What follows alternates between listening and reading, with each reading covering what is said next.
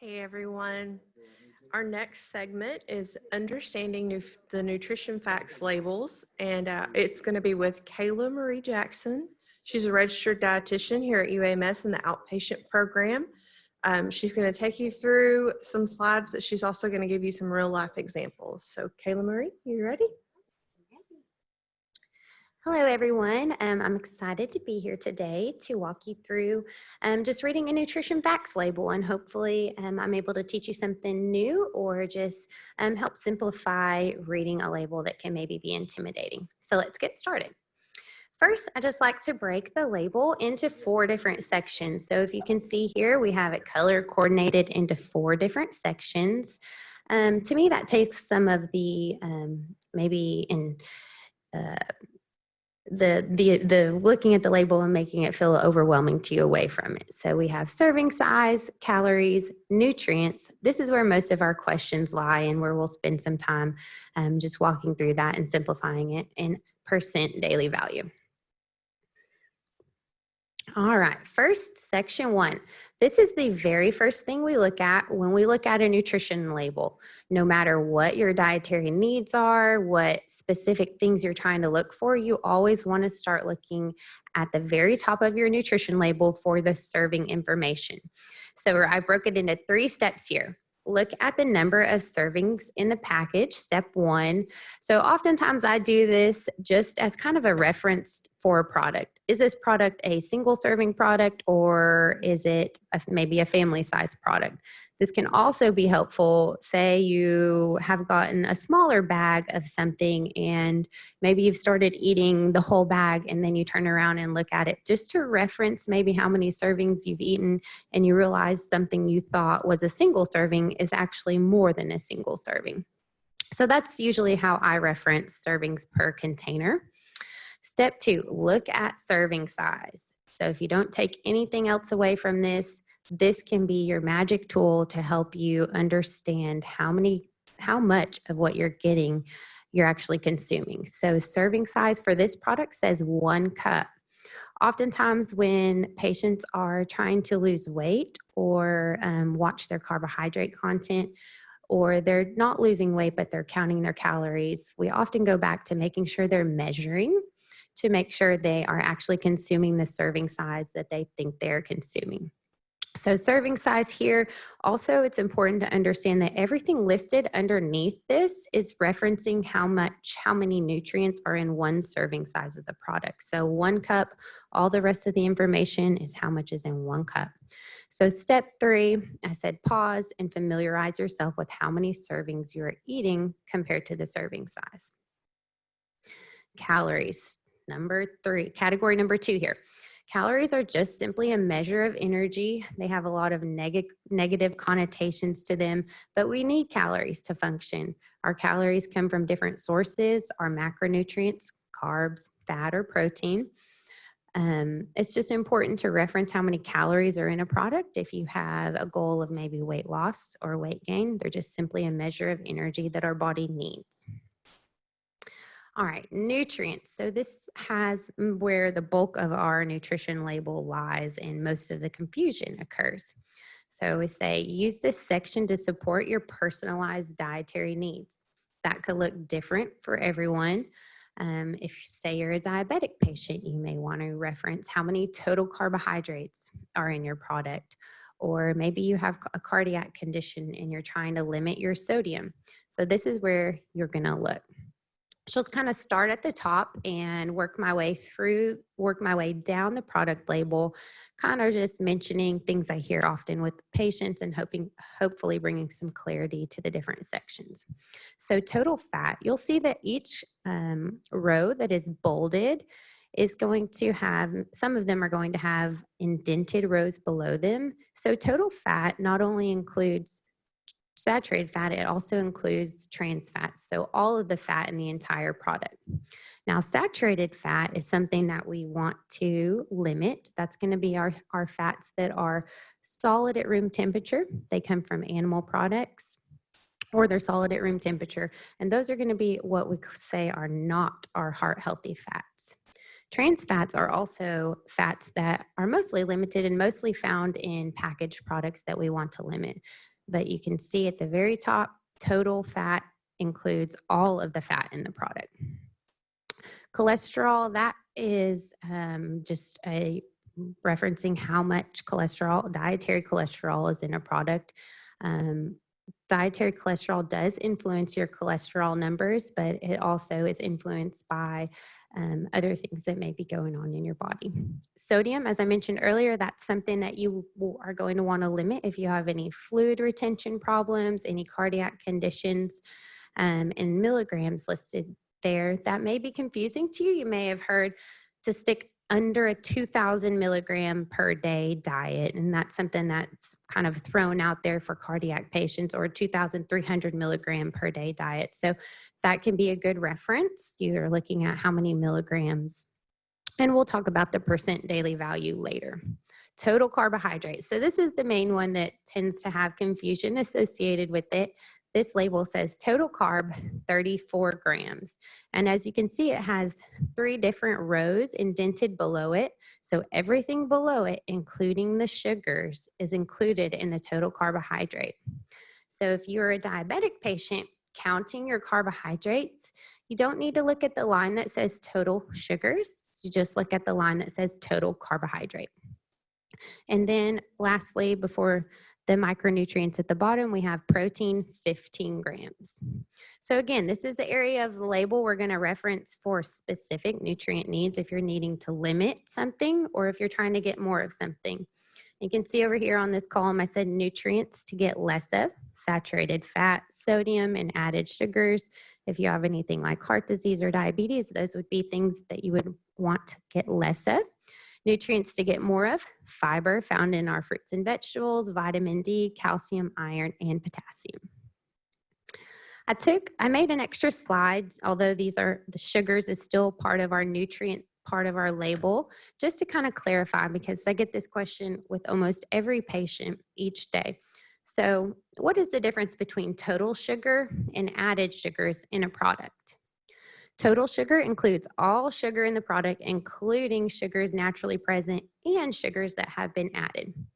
Added sugars are added during the processing of food. So a good example of this I like to use is yogurt. Yogurt has naturally occurring sugar in the form of lactose, that's milk sugar, but oftentimes they are sweetened with fruit and they have that added to the product.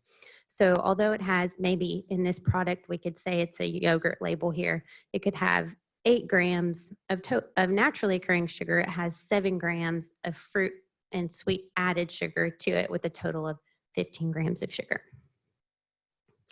Percent daily value. The percent daily value on a nutrition label is based off a 2,000 calorie per day diet. So it's not always applicable to everyone. I find it useful as just a reference tool to think if something is low or high. Your calorie needs may be different than 2,000 per day, so it won't be exact for you. In general, and this is a legal term, something that is 5% or less of the daily value can be considered low. So on this product label, just down at the bottom here, we have iron 8%. So nothing is considered low on this label. 20% or higher is considered high. So this is a good example when we look at the sodium line. Although I mentioned the milligrams per day earlier, 37% of your dietary sodium for your whole day, that would be considered high. All right, so that is just kind of wrapping up, walking through that nutrition label. And so we have some examples here that just to kind of make it practical. Our first example is going to be some lightly salted almonds. You can see here something I'll tell a lot of my cardiac patients is to look for just right there on the side. You can see the American Heart Association emblem. And that's actually an emblem that products can only put on them if they are considered low in sodium. So that's a quick visual reference. If you're shopping, you can look for that logo. So let's look at the label. First thing, like we mentioned earlier, serving size, 1 ounce. And then you can see below it, it gives you an approximate about 28 nuts. So that is important. I know some people think it might be crazy to count out 28 nuts, but that's how you're truly going to understand accuracy. And I often tell patients, maybe you aren't going to count out everything 12 chips, 28 nuts for the rest of your life. But until you get a true understanding of maybe if you're underestimating or overestimating portion size, it's important to practice that just to kind of gain that understanding. The thing I would mention here is, and a lot of people have questions about nuts, is that nuts are a fat. So you can see total fat, 16 grams, but you can see that saturated fat is only 1 gram. So this is why we'll say nuts are a fat, but they're a healthy fat. They have as you can see, they're listed monounsaturated and polyunsaturated heart healthy fats. The other thing with the nuts, in particular salted nuts, these are lightly salted. So if we look at the milligrams of sodium, 40 milligrams, and then we reference that daily value. It's less than 5% of that daily value, 2%. So those are low sodium products. So this would be a great choice as a snack or just with your lunch, really anytime you find that you want them. All right, next we have Cascadian Farm Coconut Cashew Cereal. And this label, if you look at that picture on the right, is interesting because this is a dual column label. In column number 1, it's referencing how many calories are in a bowl, which is actually how many are in a serving size, 2/3 cup. And then it just gives you an idea to have it as a snack for 1 ounce. So this label is a little bit different than the one we looked at earlier. A lot of times cereal will also have a dual label where it includes the milk, but this does not include milk. So again, just something to kind of think about. If you're having milk with your cereal, you have to do the math there. The other thing to think about with cereal is a lot of times they have a lot of added sugar. They're also mostly carbohydrates because they're made from grains, which is not a bad thing.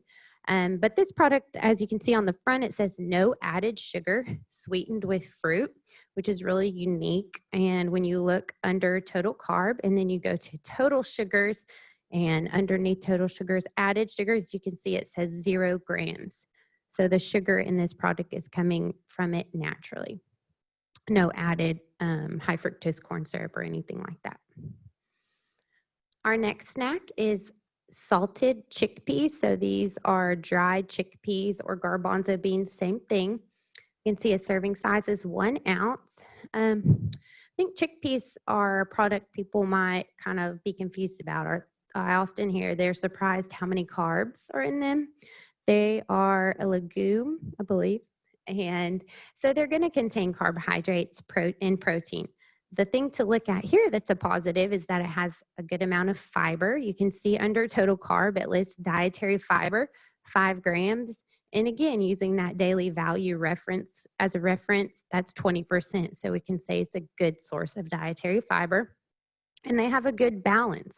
They have 6 grams of protein, 18 grams of carb, and only 3 grams of fat. So we can say this is a good, well-balanced snacking option. Now for serving size being 1 ounce, it doesn't tell us how many that is. So that could be something that you either weighed out initially and see how many it is, and then you can kind of have a visual reference for the next times that you eat them. All right, I think our next to last product is Dave's Killer Bread, the good seed variety. And you can see this is a thin slice, meaning it's thinner sliced and it's smaller. So most slices of bread, you can see it right on the front there. It gives a lot of the nutrition information right on the front of the label. It has 70 calories, whereas a lot of our slices of bread have 120 calories or so, but that's just because it's smaller. The thing to point out on bread, and the question I get the most would be, what is the difference between whole grain, whole wheat? What do I need to eat?